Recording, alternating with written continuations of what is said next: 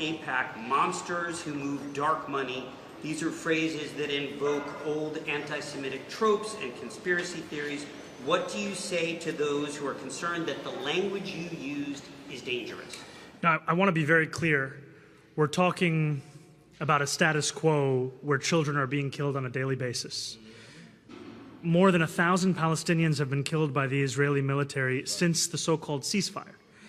Even an Al Jazeera journalist, Ahmed Wishah, was killed this past Saturday by an Israeli strike.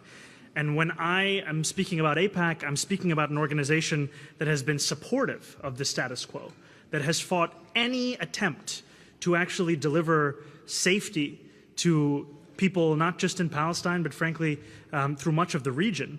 And it is a status quo for immorality. It is one that I will not accept. And when it comes to the way in which they defend the status quo, oftentimes they defend it through direct contributions, as we are seeing right now in New York 13.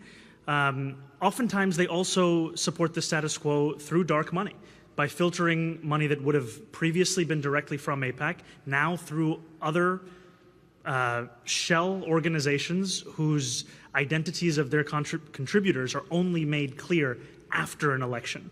And I think that it is important that when we ask ourselves how such death and destruction is happening overseas, we also name those who allow it to take place. All right, we're going to go. The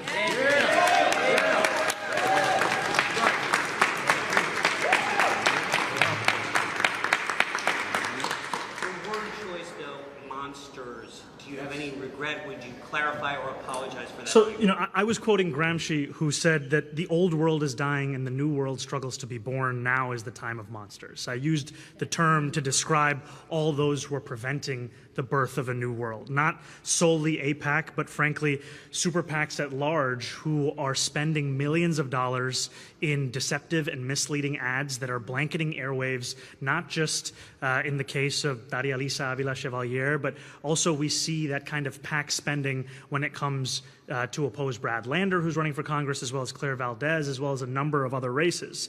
And I also used the term to describe a politics that for far too long has asked working people to lower their expectations. It has asked working people to be satisfied with small victories as their wages grow even smaller. And my use of the term is a broad use that speaks to the untenable nature of a status quo that is quite literally starving people in this city, all in the name of sustaining something that we simply cannot defend any longer. Thank you. Henry, go ahead. Henry, right here.